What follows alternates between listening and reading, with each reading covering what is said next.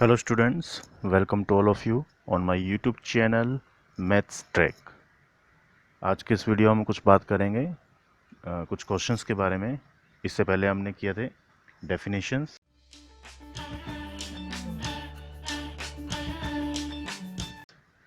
तो first question, if a matrix हमें given है 1 3 2 2 0 negative 1 1 2 3, then show that A satisfy the equation A cube minus 4 A square minus 3 A plus 11 I equals to 0। ये हमें proof करना है।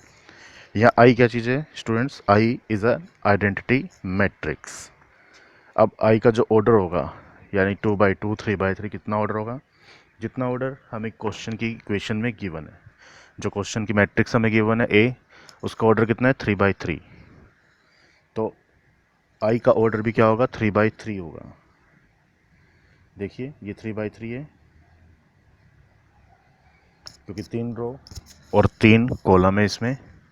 तो जो आई मैट्रिक्स भी हम लेंगे वो 3/3 ऑर्डर की ही हमें कंसीडर करनी होगी। तो सबसे पहले हम लेफ्ट हैंड साइड लेके चलते हैं। लेफ्ट हैंड साइड के लिए हमें क्या चाहिए? ए क्यूब। ए क्यूब हमें फाइंड आउट करना है। तो ए क्यूब के लिए सबसे पहले हम क्या करते हैं? ए स्क्वायर फाइंड आउट करते हैं। ए स्क्वायर में किससे मल्टीप्लाई करेंगे? ए का ए से मल्टीप्लिकेशन होगा, तो हम ए का ए से मल्टीप्लाई कर देते हैं। अब मल्टीप्लिकेशन आप सबको मालूम है, नहीं तो फिर एक बार देख लीजिए। फर्स्ट रो का फर्स्ट कॉलम के साथ मल्टीप्लिकेशन जब हम करेंगे तो हमारे पास पहली वैल्यू आएगी जिसको हम बोलते हैं A11। ये जो पोजीशन है 1, ये जो पोजीशन है 1, इस पोजीशन को हम A11 बोलते हैं। ये हमारे पास वैल्यू आएगी 1 का मतलब फर्स्ट रो का फर्स्ट कॉलम से मल्टीप्लिकेशन, तो होता है A11। टोटल हमारे पास अरेंजमेंट क्या होती है? अरेंजमेंट होती है A11 A12 A13, ये तो है फर्स्ट रो। वैसे सेकंड रो में क्या होता है? A21। तो A21 की पोजीशन की वैल्यू फाइंड करने के लिए हमें सेकंड रो का फर्स्ट कॉलम से मल्टीप्लिकेशन करना होगा, तभी A21 जो है वो वैल्यू हमारे पास आएगी। वैसे ही नेक्स्ट वैल्यू आती है A22 और लास्ट वैल्यू होती है A23। तो इस तरह से हमारी सभी वैल्यूज़ हमें मिलती हैं। तो सबसे पहली चीज़ मल्टीप्लिकेशन फर्स्ट रो का फर्स्ट कॉलम से। तो क्या है देखो, 1 × 1 1 प्लस 3 × 2 6 प्लस 2 × 1 2 का 1 से, तो कितना आ गया 2। तो फर्स्ट रो का फर्स्ट कॉलम से जब मल्टीप्लाई किया तो तीन वैल्यूज आ गई 1 6 2। तो A11 आ गया। अब A12 के लिए यानी फर्स्ट रो का सेकंड कॉलम से मल्टीप्लिकेशन, तो करते हैं 1 × 3 3 3 × 0 0 एंड 2 × 2 4। सिमिलरली A13 की वैल्यू चाहिए हमें, यानी कि फर्स्ट रो का थर्ड कॉलम से मल्टीप्लिकेशन जब हम करेंगे तो ये A13 की वैल्यू आएगी। तो करते हैं 1 × 2 2, फिर 3 × -1 -3 एंड 2 × 3 तो 6। ये तीन वैल्यूज आ गई। सिमिलरली नेक्स्ट A21 की वैल्यू कब होगी? जब सेकंड रो का फर्स्ट कॉलम से मल्टीप्लाई होगा।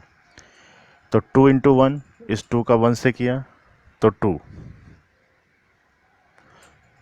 फिर इस 0 का 2 से किया तो 0, और -1 का जब 1 से किया तो -1। तो इसी तरह से हमें 1 बाय 1 करना है। ये जो पोजीशन हमारे पास ये है A22। A22 का मतलब इस सेकंड रो का इस सेकंड कॉलम से मल्टीप्लिकेशन। तो 3 2 6 0 × 0 -1 × 2 -2। ये पोजीशन हमारे पास होती है A23। तो सेकंड रो का जब थर्ड कॉलम से करेंगे, इसी रो का 2 0 -1 रो का 2 -1 3 से करेंगे तो ये वैल्यू आएगी 2 2 4 0 × -1 0 -1 × 3 -3। अब लास्ट पोजीशन जो हमारे पास है ये है हमारे पास A31। तो A31 का मतलब क्या हुआ? फर्स्ट नंबर डिनोट रो, सेकंड नंबर डिनोट्स कॉलम। तो फर्स्ट नंबर यानी रो, तो थर्ड रो का फर्स्ट कॉलम से A31 हमारे पास आ जाएगा। तो मल्टीप्लाई कर देते हैं 1 इंटू 1 1, 2 2 जा 4, 3 इंटू 1 3। सिमिलरली A32 पोजीशन, तो A32 का मतलब इसी थर्ड रो का इस सेकंड कॉलम से मल्टीप्लिकेशन, तो 3 इंटू 1 3, 2 0 0 एंड 3 2 जा 6। लास्ट वैल्यू A33, तो A33 का मतलब ये मल्टीप्लिकेशन 1 2 जा 2, 2 इंटू -1 -2 एंड 3 3 जा 9। बस इसके बाद हमें क्या करना है, इसको एडिशन सब्ट्रैक्शन जो हो रहा है उसे कर लेते हैं। तो ए स्क्वायर हमारे पास बन जाएगा 975 141899। This is the value of A square. Now we have to find A cube. A cube के लिए क्या करना होगा, हमें ए स्क्वायर का ए से मल्टीप्लिकेशन करना होगा। तो ए स्क्वायर का ए से मल्टीप्लाई करें, तो फिर से ए स्क्वायर की वैल्यू जो हमारे पास ये आई थी एज इट इज़, और ए जो हमें क्वेश्चन में गिवन है वो, अब इन दोनों का फिर से मल्टीप्लाई करना है। वैसे ही मल्टीप्लाई होगा सेम, फर्स्ट रो का फर्स्ट कॉलम से, फर्स्ट रो का सेकंड कॉलम से, फर्स्ट रो का थर्ड कॉलम से, तो ये हमें 3 वैल्यू मिलेंगी। फर्स्ट रो का फर्स्ट मैट्रिक्स के फर्स्ट रो का सेकंड मैट्रिक्स के तीनों कॉलम के साथ जैसे मल्टीप्लाई करोगे तो हमें 1 बाई 1 तीनों वैल्यू मिलेगी। वैसे ही A21 A22 और A23 यानी तीनों में 2 पहले आ रहा है, यानी फर्स्ट मैट्रिक्स का सेकंड रो का सेकंड मैट्रिक्स के तीनों कॉलम के साथ मल्टीप्लाई करेंगे तो हमें ये 3 वैल्यूज़ मिलेंगी। तो मल्टीप्लाई आपको समझ में आ गया होगा, इसी तरह से मल्टीप्लिकेशन करना हमें। तो कुछ इस तरह से ए क्यूब की वैल्यू आ जाएगी। जब इसको एडिशन करेंगे, सब्ट्रैक्शन जो भी हमारे पास, वो करने के बाद ए क्यूब हमारे पास आएगा 28 37 26 10 5 1 35 42 34। अगर किसी स्टूडेंट को इस मल्टीप्लिकेशन में प्रॉब्लम है तो मुझे कमेंट्स में लिखे, मैं इसको और डिटेल से बता दूंगा। तो ए क्यूब, ए स्क्वायर और ए, ये सभी वैल्यूज़ हमारे पास है। ए वैल्यूज़ तो हमारे पास है ही, जो क्वेश्चन में गिवन ही थी हमें। तो ए क्यूब और ए स्क्वायर की वैल्यू हमने फाइंड कर ली। अब इसको क्या करना है, हमें लेफ्ट हैंड साइड की जो इक्वेशन हमें दी हुई थी उसकी लेफ्ट हैंड साइड में हमें पुट करना है। तो इसको लेफ्ट हैंड साइड में पुट कर देते हैं। लेफ्ट हैंड साइड हमारे पास क्या थी, देखिए फिर से एक लेफ्ट हैंड साइड थी ये a cube minus 4 square minus 3a plus 11i। A cube हमने फाइंड कर लिया, उसको हम एज इट इज पुट कर देंगे। ए स्क्वायर से पहले -4 से मल्टीप्लाई करना है। ए जो हमें गिवन है इससे पहले -3 से मल्टीप्लाई करना है। और आई क्या होगा, आइडेंटिटी मैट्रिक्स कौन से ऑर्डर की, जिस ऑर्डर का ए गिवन है। तो हम क्या लेंगे 1 0 0 0 1 0 एंड 0 0 1। ये भी वही ऑर्डर हो गया जो ऑर्डर हमें गिवन है 3/3। तो ये सभी वैल्यूज हम यहाँ पुट कर देते हैं। ये देख लीजिए, ए cube -4a square, A square की वैल्यू हमने फाइंड की थी, उसको -4 पहले मल्टीप्लाई कर दिया, -3a plus 11i। Left hand side हमें पुट करना है, हमें किसके इक्वल शो करना है, 0 के इक्वल।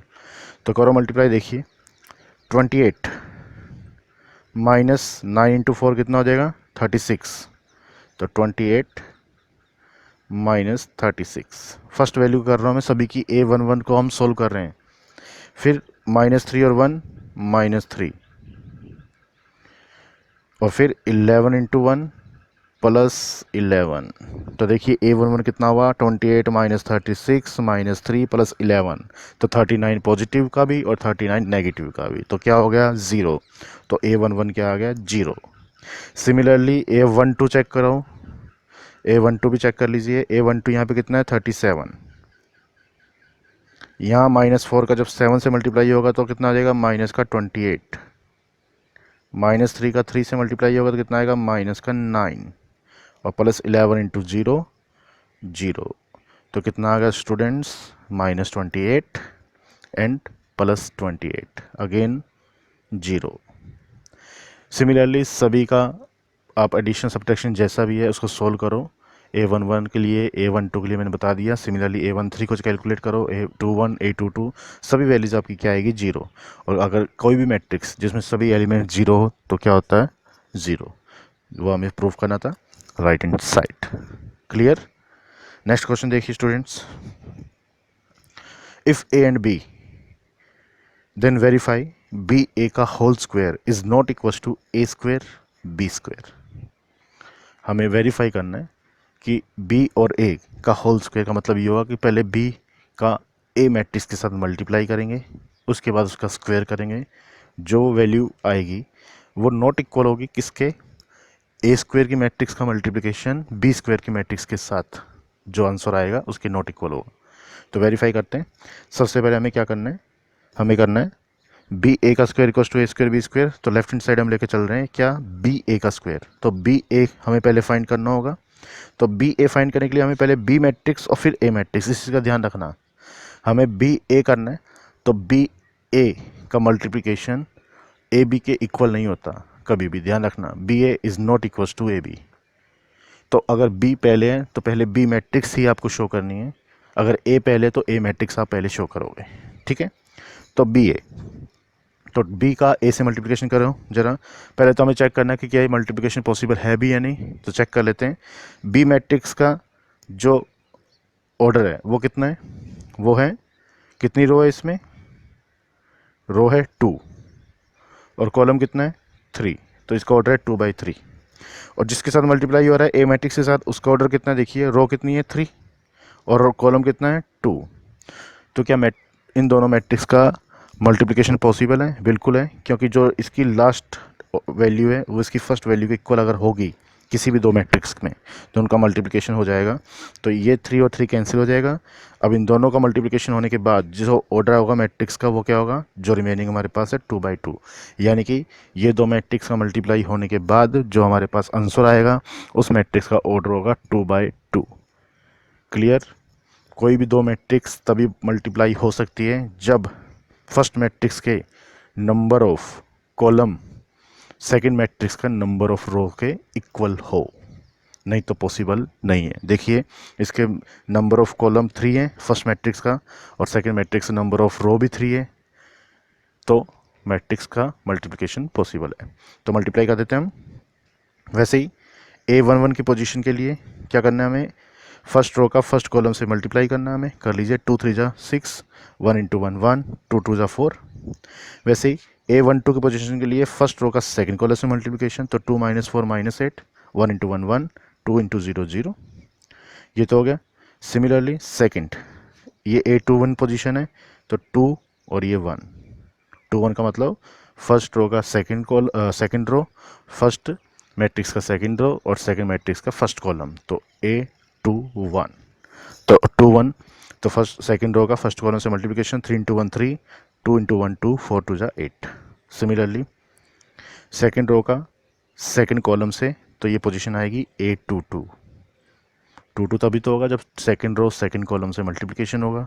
तो 1 2 4 का -4 1 0 से मल्टीप्लाई करोगे तो ये वैल्यू आ जाएगी। तो बी ए कितना हो गया हमारे पास, ये होगा 11 -7 13 -2। अब हमें क्या वैल्यू चाहिए, हमें वैल्यू फाइंड करनी है बी ए का स्क्वायर लेफ्ट हैंड साइड में। तो इसका स्क्वायर भी हमें करना है। तो स्क्वायर करने के लिए क्या करेंगे, बी ए की जो वैल्यू आई है उसको उसी से ही मल्टीप्लाई कर देंगे तो बी ए का होल स्क्वायर हो जाएगा। होल स्क्वायर ऐसे नहीं करना कि ये होल स्क्वायर कर दो, ये नहीं होगा। होल स्क्वायर का मतलब इसी मैट्रिक्स का इसी मैट्रिक्स के साथ मल्टीप्लिकेशन। तो कर देते हैं हम बी ए का स्क्वायर 11 - 7 13 - 2 का अगेन 11 - 7 13 - 2 से मल्टीप्लाई करेंगे। और वैसे मल्टीप्लाई करना है फर्स्ट रो का फर्स्ट कॉलम से A11, फर्स्ट रो का सेकंड कॉलम से A12। तो ये सभी वैल्यू जाएगी आपके सामने। बी ए स्क्वायर आ जाएगा 30 -63 117 -87, that is B A square. Now what we have to find, हमें क्या प्रूफ करना था, बी ए का whole square is not equals to B A square is not equals to B square A square, sorry A square B square. इसके equal हमें proof करना था। तो ए स्क्वायर, तो ए स्क्वायर चाहिए हमें, तो ए का ए से मल्टीप्लिकेशन करेंगे। तो स्टूडेंट्स बता सकते हो क्या वैल्यू आएगी, ए का ए से मल्टीप्लिकेशन किया हमने ए स्क्वायर, क्या वैल्यू आएगी जरा करिएगा फाइंड।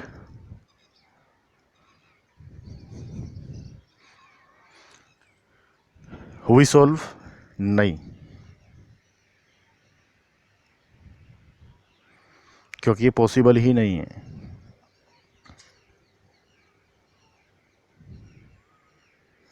ये पॉसिबल ही नहीं है। क्यों नहीं है, क्योंकि ये पॉसिबल इसलिए नहीं है क्योंकि देखिए फर्स्ट मैट्रिक्स का ऑर्डर क्या है, नंबर ऑफ रोज कितनी है 3 और नंबर ऑफ कॉलम कितना है 2, और सेकंड जिससे मल्टीप्लाई हो रहा है उसका भी सेम ही है 3/2। तो ये कहाँ से मैट्रिक्स का मल्टीप्लिकेशन होगा? होगा ही नहीं। क्यों? मैंने बताया था कि फर्स्ट मैट्रिक्स का कॉलम सेकंड मैट्रिक्स के रो के इक्वल होना चाहिए, जबकि पॉसिबल नहीं है। फर्स्ट मैट्रिक्स का कॉलम 2 है और सेकंड मैट्रिक्स का रो 3 है, जो कि मिसमैच है। तो ये ए का ए से मल्टीप्लिकेशन हो ही नहीं सकता, और जब ए का ए से मल्टीप्लिकेशन होगा ही नहीं, that means answer does not exist, not possible. So हमने क्या किया? वेरीफाई कर दिया क्या बी ए स्क्वेयर की वैल्यू कभी भी A square B square equal नहीं हो सकती, हो ही नहीं सकती, क्योंकि हम वैल्यू फाइंड ही नहीं कर पाएंगे। ए स्क्वेयर को बी स्क्वेयर को फाइंड ही नहीं कर पा रहे हम, तो कैसे पॉसिबल होगी? नहीं होगी। तो हमें क्लियरली यहाँ शो कर देते हैं कि ए स्क्वेयर बी स्क्वेयर के इक्वल वैल्यू नहीं होगी। ठीक है स्टूडेंट, तो ये था आज का क्वेश्चन। नेक्स्ट वीडियो में फिर से कुछ और क्वेश्चन के साथ मिलेंगे। बने रहिएगा यूट्यूब चैनल के साथ। Thank you.